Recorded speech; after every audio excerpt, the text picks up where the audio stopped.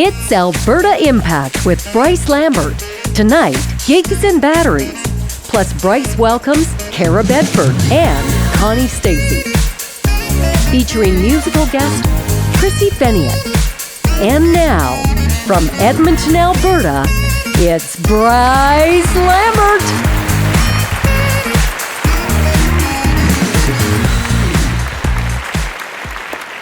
All right, welcome to Alberta Impact. I'm your host, Bryce Lambert. It's Friday the 13th, and we all know what that means. That's right, it's the weekend.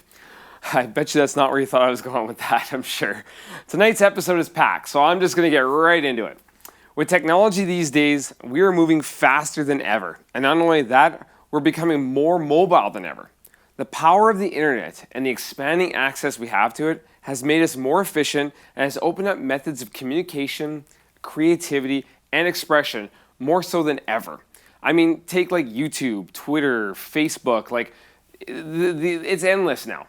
And providing we can keep it all secure and together, the doors we can open up, it's into a whole new world now. My first guest tonight is going to tell us how we are just starting to tap into that incredible world of connectivity and the power it can have. The gig economy. Something maybe thought of as a fad is now starting to evolve into a sustainable lifestyle for quite a few people. You might come across some of these individuals sitting on a beach with a laptop or catch some of their social media posts as they jet set around the world and wonder to yourself, wait a minute, how the hell do they do that? But more importantly, how the hell do I do that? Cara Bedford, my first guest tonight, is going to give us a quick glimpse into not only security, but also this ever-growing industry of the gig economy and what exactly it is. Now, tying it all together, to be mobile, you need power. And if you want mobile, you're going to need the power that this lady can offer you. My second guest tonight, Connie Stacy, is the one you want to know when it comes to this mobile power growing industry. She's the innovator of a super battery system that is stackable and interchangeable. Her mission to take meaningful steps towards a more sustainable future drove her to found Growing Greener Innovations that develops environmentally conscious portable power products. With an ultimate goal to end the energy poverty, Connie is a powerhouse in the industry and is a riot to chat with. We can't wait to hear the knowledge she's going to drop on us. And to top off our powerhouse of women innovators, we have an incredible multi-award winning, crazy talented singer-songwriter for you by the name of Krissy Feniak, who's is going to be someone you're going to want to watch, like, subscribe to, and follow, as we have no doubt you're going to see her on the charts in no time. It's a packed show tonight, so don't go anywhere, as we'll be right back after the break.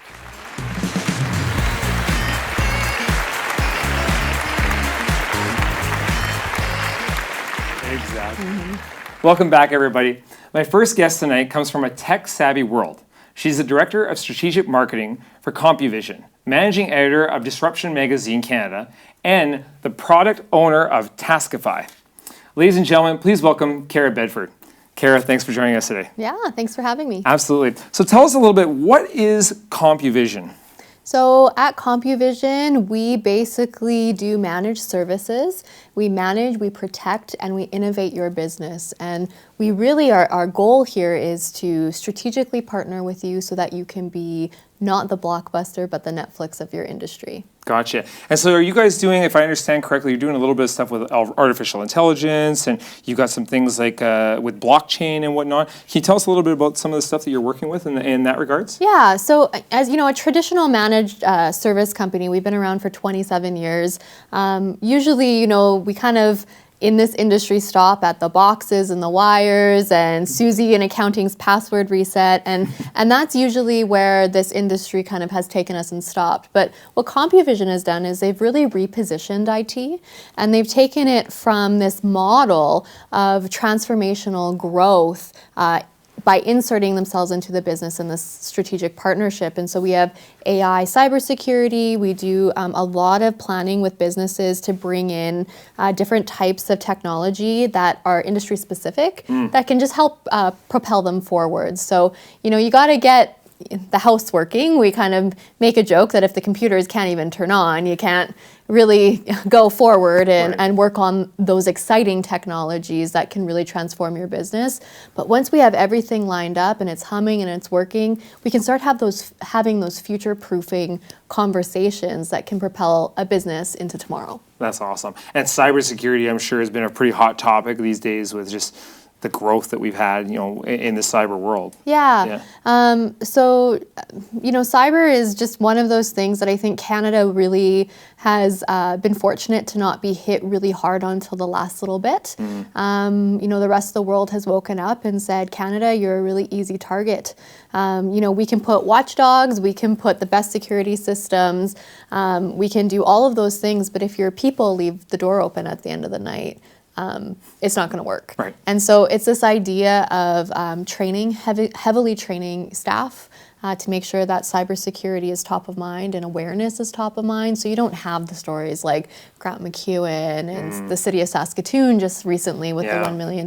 We were just on Global talking about that. And it's this awareness training that I think people don't understand. And then, of course, at ComPuVision, we also do phishing and ethical hacking.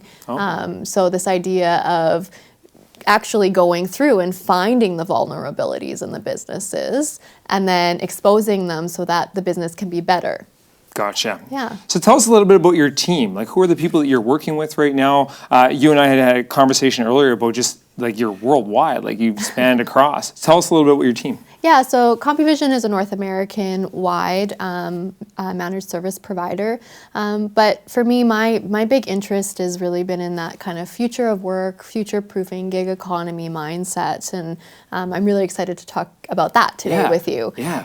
And so for me, I've been talking at conferences all over the world. I was in New York and Chicago and San Francisco, and we'll be in Europe pretty soon. And so this idea of the future of work and this gig economy and what that means, and people have heard of Fiverr and 99 Designs and this nomad lifestyle that the millennials are living, where they're not buying houses and they're working anywhere that there's an internet signal. And I find that extremely fascinating, especially as a mother of a young toddler. What's his work life going to be when he's my age? Right. Yeah. We have a 4-year-old, and I know my wife and I talk about that all the time. Like, where are these guys going to be? Like that generation, how fast the technology is moving. So tell us a little bit more. Like, I know we wanted to talk a little bit more about the gig economy. Tell us some of the other things that are happening in that kind of industry. Yeah, so there was a study, actually it was just out this week, I just read it on LinkedIn, that there are already 1 billion people working in the freelance economy throughout North America. And it's just exponentially growing. And when you think about where we're at in that model, traditionally you would hire locally. You would put out an ad on Indeed or Kijiji or wherever, or Job Hunt or wherever you put that ad out, and you'd hope that someone would respond to that ad and find it, and you would go through a bunch of interviews and screen them, and then you'd hire them. But again, you're based on that local sector. You would put that ad in Edmonton, Alberta, or wherever it is you lived. The amazing thing about the freelance economy or the gig economy is that now these workers are able to connect to a job anywhere from around the world. So you are getting the best source talent or best skilled talent for that job. So it's not necessarily being the big fish in the little pond anymore. Right. When you take the idea of working skill-based from a scarcity model and you put it into an abundance model, now all of a sudden local is thinking globally to achieve the desired results of that job or of that business or whatever it is you're doing. And so it's such an amazing mindset shift on how we work and how work has been built traditionally. So lots of questions, right? How do you build in a business a freelance economy type style work environment? How do remote workers work in your world? And if you haven't been thinking about those things until now, you're actually really far behind. Isn't that something? Yeah. That is cool. So, like Taskify, that's kind of revolving around that as well. Yeah. Can you tell us a little bit about Taskify? Because you're the driver behind that, correct? Yeah, so I'm one of many product owners Yeah. of Taskify. ComPuVision as well as part of it. Okay. And we launched that in March, so it's pretty new. It's still in beta. Yeah. It's still testing and getting better all the time. But for us, Taskify basically looked at how I built my marketing department in ComPuVision. So I'm a one-woman show. I have no employees under me, but traditionally. But when you actually look at it, and I can put my freelance or my gig workers on, I have a team of 12 and they work all over the world. And they work in all these different time zones. So we can achieve a 7x output on our marketing initiatives and follow literally the sun as it's going around the world and working. So someone in this time zone is going to bed, they pass off the work to this person. And so now everybody is continuously working, and we never lose those 8 hours in a day. We're being productive literally all the time. So it's an amazing experience for me to have these people, and also the diversity and the conversations I get to have with some of these freelancers and their lives. I'm learning so much about just the way they live and they work, and almost how limited. We're actually really limited in North America. No kidding. Yeah. This is like revolutionary. Like this is incredible. Like you're blowing my mind right now. So that's super cool. And so like, where did the idea come from? Like, was it just like looking at our gig economy as it is here and saying, hey, we can expand on this? Or like, how did this come to be? So I was pregnant with my son, and one of the last things I did before going on mat leave was write the press release that the company I was working for was going to be acquired by ComPuVision. Okay. I had no idea what this company was. I knew I would be out for a year. I was just at this point where I could see the future of this job, but knew that I had other priorities that I needed to take care of. Gotcha. But somehow I wanted to also sort of have a finger on the pulse of what was going on. And so through trial and error, we kind of went down this road. And my CEO, Ryan Vesby, is a visionary. I'm so blessed and lucky to work with him every day. And he said, you know what, Cara, why don't you try Upwork?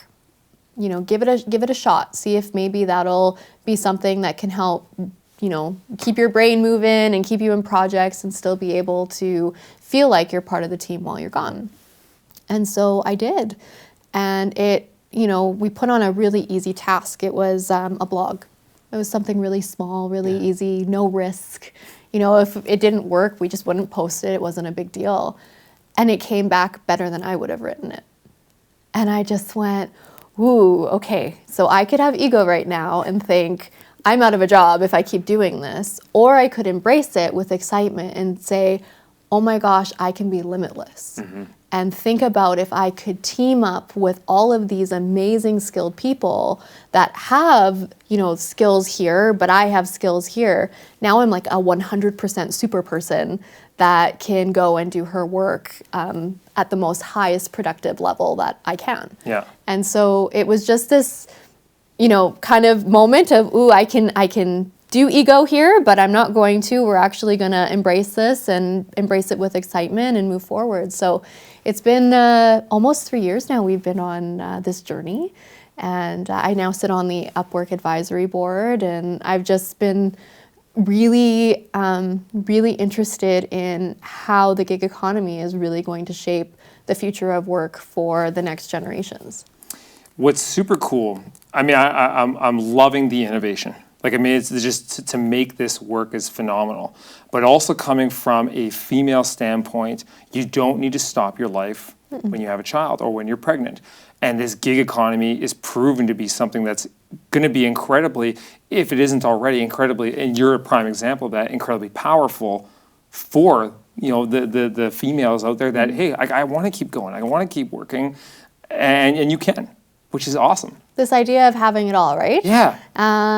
So, I pride myself. I was a very good stay-at-home mom for my year with my son, and I wish it was longer. And but the idea of having the gig economy for me is there are sleepless nights with my son. There aren't sleepless nights with work. Right. I can freelance that off. That's a good point. When it's his birthday weekend and I'm piled up and I do not have the cycles to do this and I need to mom, this can be taken care of.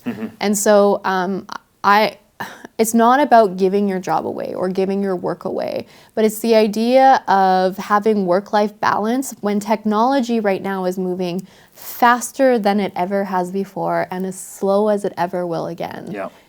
You cannot keep up already, and tomorrow is coming.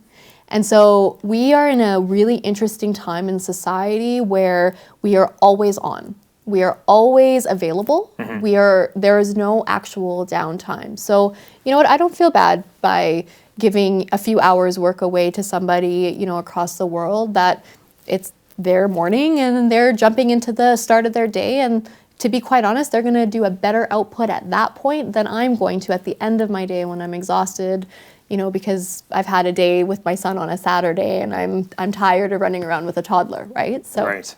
Man, that's crazy. We're out of time, but I want to keep going. I want to talk a little bit about your Disruption magazine, and tell us a little bit about this. Yeah, so Disruption came actually because I kind of got a little angry at the market.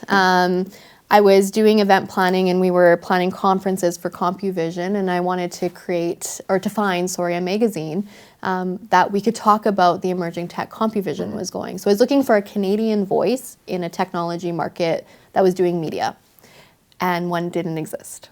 And I just could not believe it. I was completely baffled.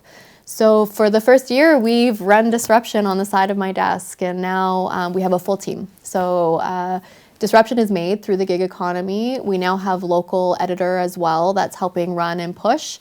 And it's just been amazing. So from the first one, start to completion, 4 days.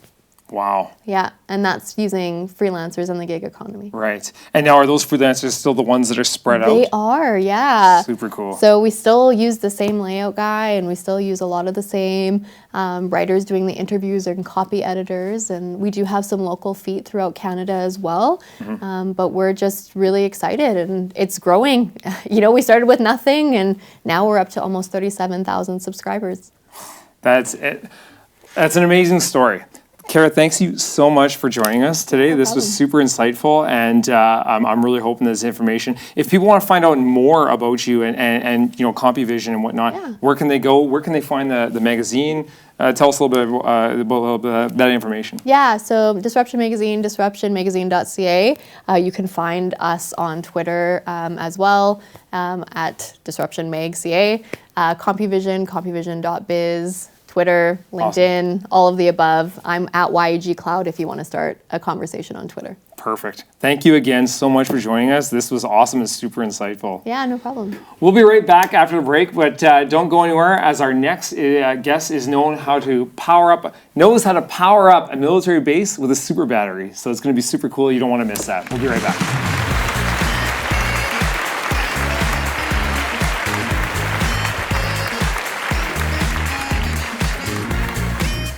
Welcome back, everybody.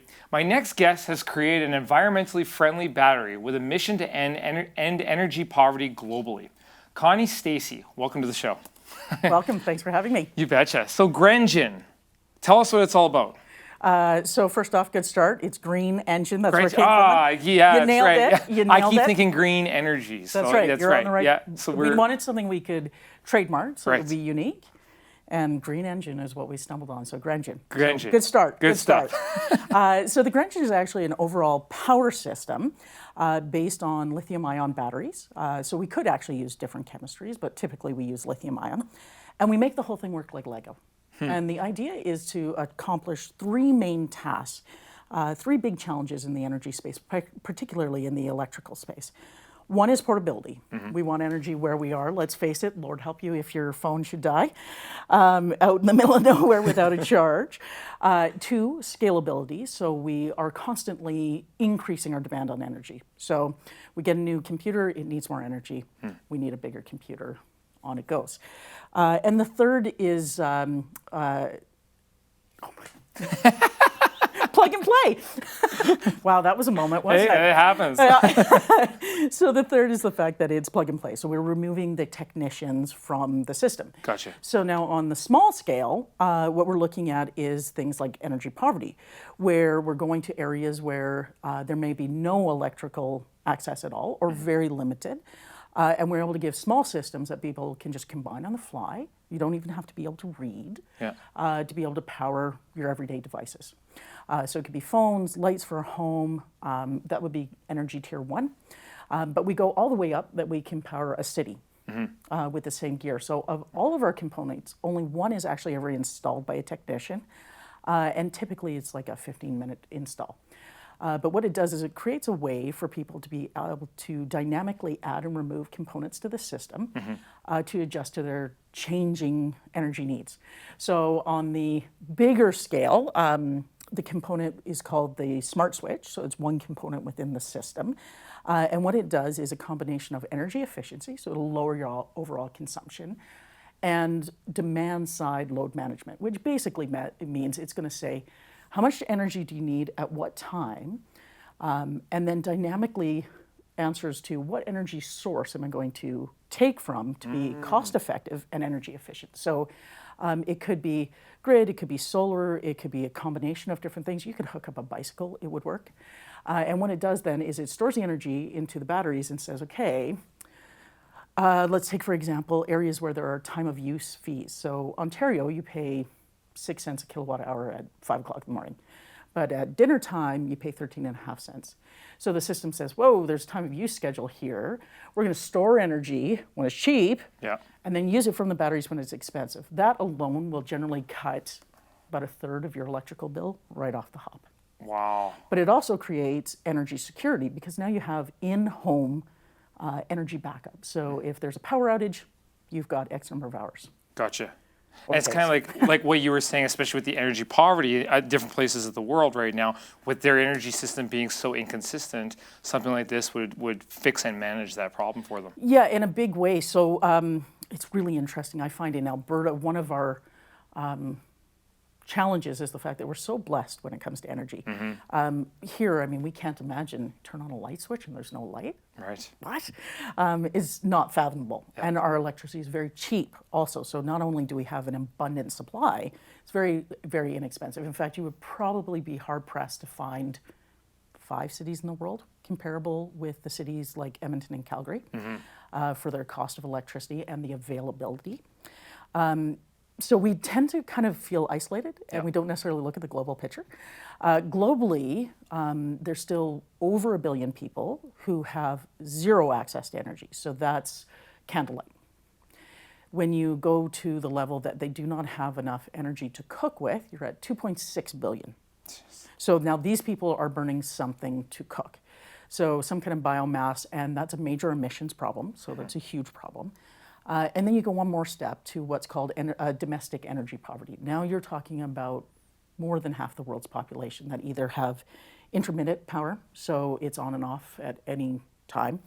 They only have power for certain hours of the day, or they may only have low voltage power, so they're only able to power certain things for certain periods of time. And they've even been scenarios where warring groups or groups, factions that have been at odds with each other will get together to protest power companies. So this actually was a great article written in the New Yorker 3 years ago about, I think it was called Lights Out in the Middle East.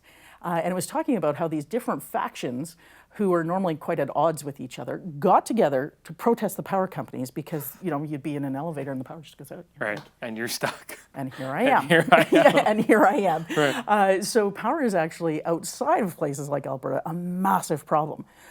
So that's really what kind of started it, was how do we create a system that allows people to get power wherever they need it, whenever they need it.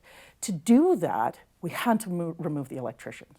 I mean, how many electricians do you know? Yeah. I mean, they're wonderful, and you know, it is a great skill to have, but they're not common. Yeah. So if you're going to bring power to sub-Saharan Africa, you can't be reliant on an electrician. Definitely. We also have this thing that is sometimes called a watt addiction. And you can guess where that goes, Yeah. right? We just keep needing more and more energy. So we get a new, bigger phone, and it requires more power because the battery's a little bit bigger, so it'll last longer, but then we need to charge it more often, and on it goes. You betcha. And it just gets worse and worse. And that's globally true. What's interesting is studies have shown that access to energy and economic growth are directly correlated. So as people, now, which comes first? As people get more access to energy, so grows their economic well-being. Right. So it is a massive factor in overall solution related to poverty. So trying to get a solution to people is really quite crucial in that kind of bigger picture. And what we did, now to add to that, is we said, well, we want it to be environmentally friendly. So we're going to do a couple things with that. One, we're going to make it agnostic of input. And the idea there is we wanted to be able to say, okay, you have solar, great, use solar. You have grid, okay, use grid. You have a bicycle, have at her, it's a great workout program. So we wanted to be agnostic of input so that anybody could use it. We also wanted it to be portable because people are so frequently on the move. And we think, oh, us and out and about, we got to have our cell phone. But in a rural setting in third world nations, you're talking about walking miles and miles to get water, for example. Right. And then, maybe you have something to test if the water happens to be drinkable. Yeah. How are you going to power that? Right. Right. So power becomes kind of a underlying necessity for almost everything we do now to be able to access education. Well, if you're going to be at home and you're going to read, how are you going to do that if you don't have light? Yes. So it becomes a really compounding effect when you don't have access to energy. Right, right. So tying it back to Alberta, so you guys started here. Yep. Yeah, and you guys, now I know you're doing some manufacturing overseas, but you're bringing all that back to Alberta from what we were discussing 100%. earlier. Yeah, 100%. which is fantastic. Yeah, we're really excited about it. I strongly believe actually there's an opportunity for Alberta to be a leader in advanced manufacturing. And part of that comes from the fact that we are blessed with a fantastic electrical system and energy system, which gives us the ability to then expand in that space. So less and less hands touching the finished good means more and more machine.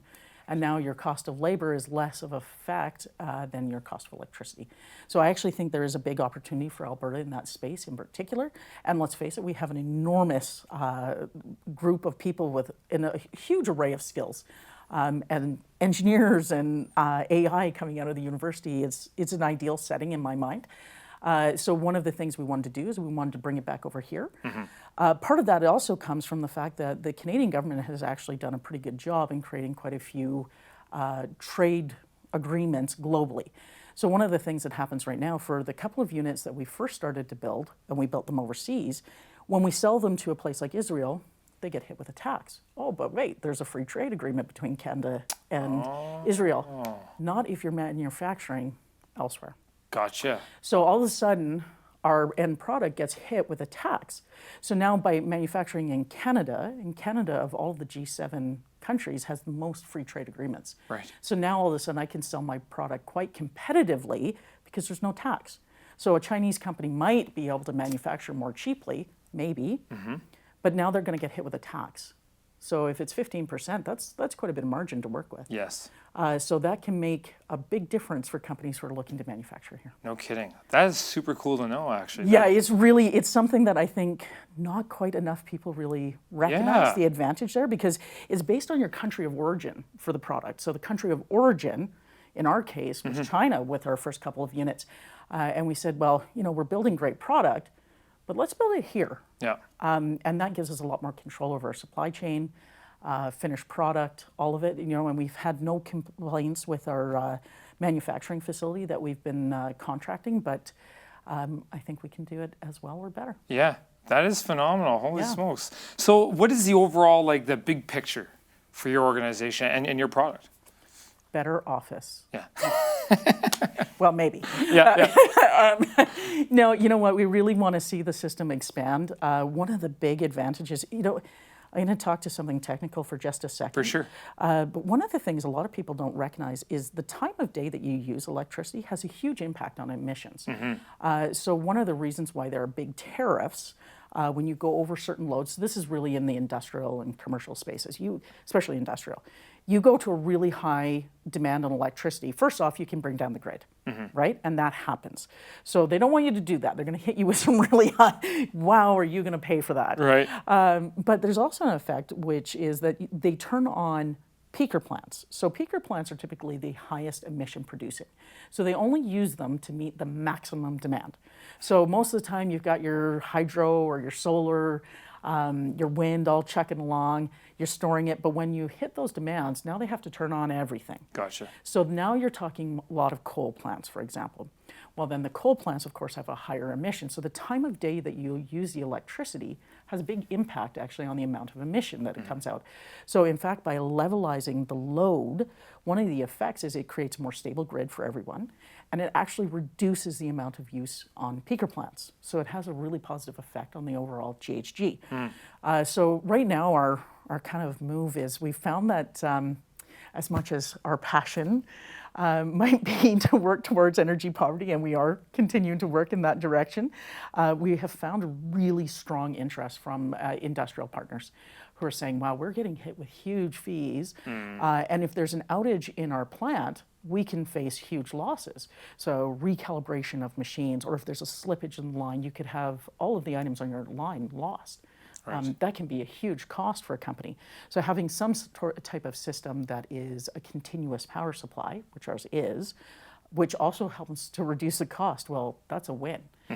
So what we're really hoping in the next 5-ish years in particular is that development on that side will help to fund some of the other projects we want to do, which hugely successful, but possibly a little less profitable. Gotcha. Yeah. But all towards the bigger goal of just bettering everything. Yeah, and if you think about the fact that it is a plug-and-play system, and we actually, a few weeks ago, did get the official patent in the US. Nice. For modular energy storage systems. Apparently Lego batteries is not what you name a patent. Lego batteries. Yeah, I can see someone having a problem with that. Yeah. Anyway, so because it is modular, if your needs change, you never have to see an electrician. If you want to add more battery to your system, say the studio was run on our system, and your demands grow, you go, well, let's buy 3 extra batteries and toss them on a rack. Right. That's it. Away you go. You don't have to re-engineer. There's no electrician involved. Yeah. In the long run, you will be able to do things like take a battery off the rack, grab an inverter cap, go camping. Right. And now you don't have to take a portable diesel generator, another big emission factor. So. Very cool. Yeah. This has been an educational experience and a half. This is very, very cool. I appreciate that. Thank you so much for coming on the show. Can you, if people want to find out more about this, where can they go to find out? You can go to grengen.com. So that's just grengine.com. Awesome. Right on. Thank you again so much for coming on the show. My pleasure. This was awesome, and I'm 100% guaranteed that people are going to take some really great stuff away from this. So again, thanks for coming in today. Well, thanks for having me. Absolutely. You betcha. Take care. You bet. So don't go anywhere, folks, as we have a musical performance by an Alberta award-winning artist coming up next.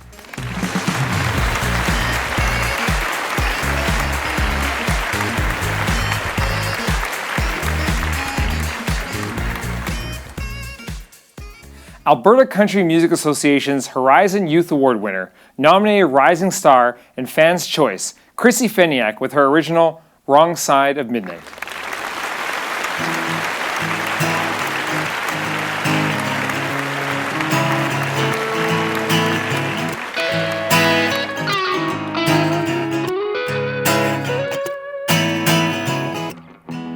Well, I guess you can't take a hint. I try to be nice, but you just won't quit. If I made an excuse, you'd miss all the clues. So I gotta be blunt and just say, hey, don't bother calling me on the wrong side of midnight. You're a big talker, keep me up until the morning sunrise. When the day comes round, you'll be back in the shadows again, making me wish you'd stay there. You'd be a smart guy if you just used your head. Let me know when you get there.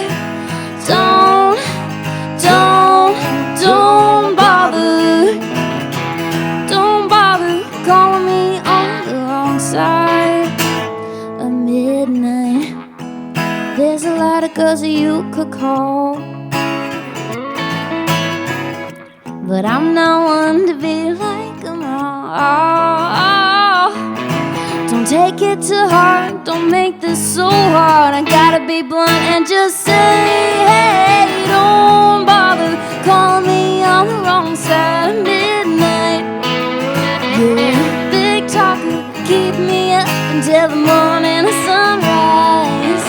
When the day comes round, you'll be back in the shadows again. I'm making me wish you'd stay there and be a smart guy if you're just used to it. Let me know when you get there.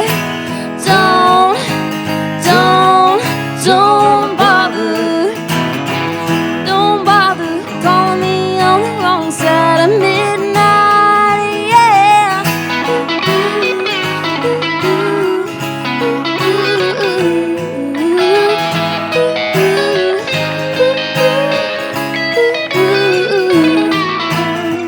Took your shots, missed you more. Your ego is bigger than your little heart. So what can I say? Hey, don't bother calling me on the wrong side of midnight. You're a big talker, keep me up until the morning sunrise. Yeah, don't bother calling me on the wrong side of midnight. You're a big talker, keep me up until the morning sunrise. When the day comes round, you'll be back in the shadows again. I'm making me wish you'd stay there. You'd be a smart guy if you're just used to it. Let me know when you get there. Don't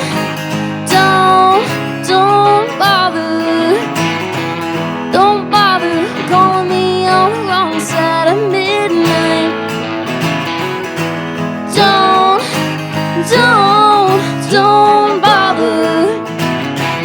Don't bother calling me on the wrong side of midnight.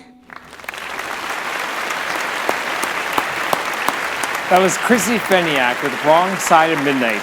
That's it for tonight, folks. Thanks for joining us. We'll see you next Friday.